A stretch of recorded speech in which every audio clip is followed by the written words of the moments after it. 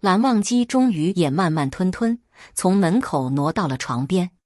魏无羡抬起屁股向旁边移了一移，又拍了拍自己身边的空地，对蓝忘机挑了挑眉。蓝忘机默默坐下。魏无羡又琢磨着道：不过这床好像还是有点小，凑合一晚上也行。我今天看你们这儿的木匠，那手脚真是利索，应该很快就能做一架新的出来。魏无羡凑近了些，几乎是贴在蓝忘机耳边。亥时都过了，韩光君还不睡吗？蓝忘机面对着魏无羡的那半边身子，仿佛霎时凝固了，始终不敢转过去看他，垂着眸子，百般压抑道：你到底是什么意思？我什么意思？你还看不出来吗？蓝忘机转过头看了他一眼。魏无羡看着他的眼睛，许久，敛起笑容，点头叹息道：也对，是我不好，总以为有些事就算不说，你也是能明白的。是我太想当然了，既然如此，那便让我一次说个痛快。说着，魏无羡从床上起身，绕到蓝忘机跟前，俯下身子，仰头看他的脸，又将他的手紧紧握住。你看着我。待到蓝忘机终于抬起眸子，愿意与他对视，魏无羡才道：我知道以前发生过很多事，这些日子我也渐渐想起了一些，可还是记不真切。就像不夜天，我记得你救了我，却记不得你跟我说过什么，也想不起我对你说过什么了。但我能料想到，我应该是对你说了很不好的话。可我不知道为什么我会说那些话，做那些事，还有一些别的事情，我可能已经彻底想不起来了。我刚回来时，一睁开眼，所有人都在骂我，我觉得好笑。这世道可真是一点都没变，跟5年前一样了。就这么个破地方，难道我稀罕回来吗？然后我就看到你了，你也跟从前一样，一点都没变，还是又倔又固执，认准了的事就绝不松口。我也不知怎的，一看到你，我就觉得没变的也不一定都是不好的。只不过这回你可真是认错了，因为……魏无羡伸出手去，捻起他耳侧的一撮发丝，很轻很慢地抚摸至发梢，笑盈盈地凑近道：真的是我回来了。蓝忘机唇角一动。魏无羡继续道：之后我一路跟着你，发现你好像有喜欢的人，我都快愁死了，整天就顾着琢磨你究竟看上谁了，夜里连觉都睡不好。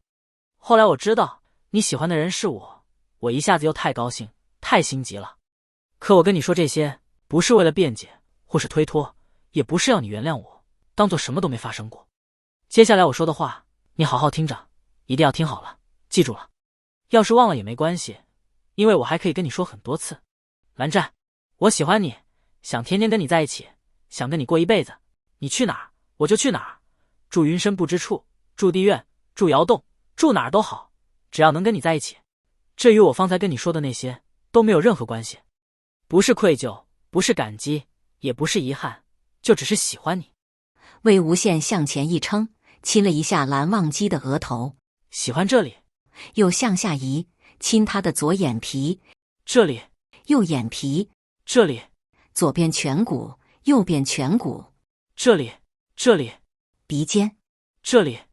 咫尺之间，他的吐息轻轻扫过蓝忘机的嘴唇。还有这里。魏无羡一边说着，一边靠近，先亲了亲他的两边嘴角，然后整张嘴附了上去。蓝忘机的嘴唇依然那么温暖，就和他上次亲他时一样。不过这次魏无羡更加温柔小心，只是轻轻地与他相贴，又加以摩挲，直到蓝忘机的嘴唇愈发颤抖，按捺不住主动出击，将魏无羡的下嘴唇咬住，又顺势将他扑倒在了床上。魏无羡一边与蓝忘机接吻，双手一边在二人之间少得可怜的缝隙中忙活摸索，半晌才将衣带解了个干净，又连忙去解蓝忘机的，直到二人都赤条条的，肌肤贴着肌肤。蓝忘机的身子轻压下来，从很近的地方看着他的脸，却始终没有动作。你当真？你……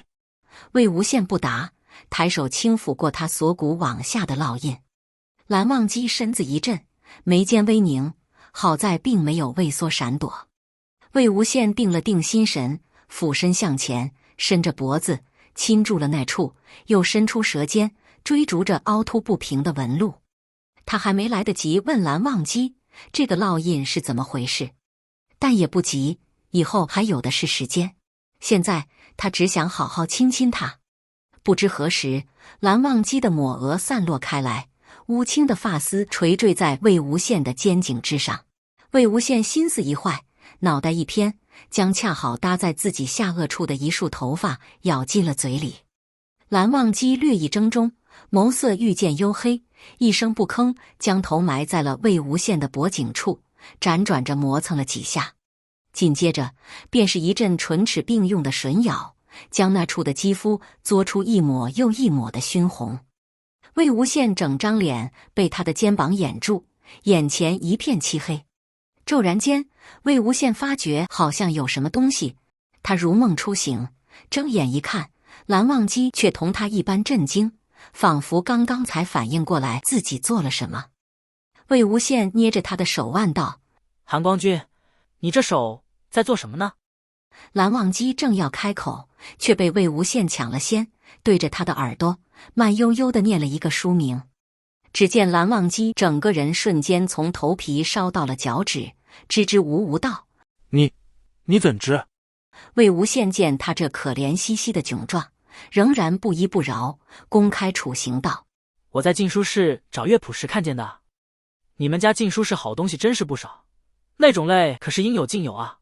里面有一本画的竟然还是2个男子，我还寻思着要不要跟你兄长汇报一下，这样的东西怎能堂而皇之放在藏书阁里呢？若是被哪个调皮捣蛋的小辈潜进去看见了，可不得把人家带坏了。”魏无羡又凑近了些：“万万没想到，那个调皮捣蛋的小辈就是你啊！亏我看时还在想，蓝湛肯定不知道那事情是怎么回事，只好由我来给他指点迷津了。看在他这么纯良的份上，我就行好，让他先选在上边还是下边好了。没想到，韩光君，你不仅偷看了龙阳春宫，竟然连边都偷偷挑好了。你这小脑袋瓜里，成日都在想些什么呢？”“我并非。”“并非什么？莫非其实你想做下面那个？早说嘛，这还不简单，我们调个个儿不就行啊？”魏无羡正欲反身将蓝忘机压倒，却被他一掌擒住2腕，压过头顶，桎梏在被单之上。魏无羡被降服的手无缚鸡之力，胳膊也扯得隐隐作痛。可他一想到蓝忘机曾用那种方式想过自己，心中就无比柔软，又有股说不出来的兴奋，恨不得把自己整个人都送到蓝忘机手上，任他尽情蹂躏才好。昨日他在禁书室翻看那本《龙阳春宫》时，全程目瞪口呆，惊呼叫绝。他以前从不知，原来男人和男人之间可以做那样的事。可画中人物看来神情销魂，如登极乐，他便想当然地觉得那感觉应该是不错的，至少不会太难受。魏无羡突然开始深深怀疑，这春宫真的靠谱吗？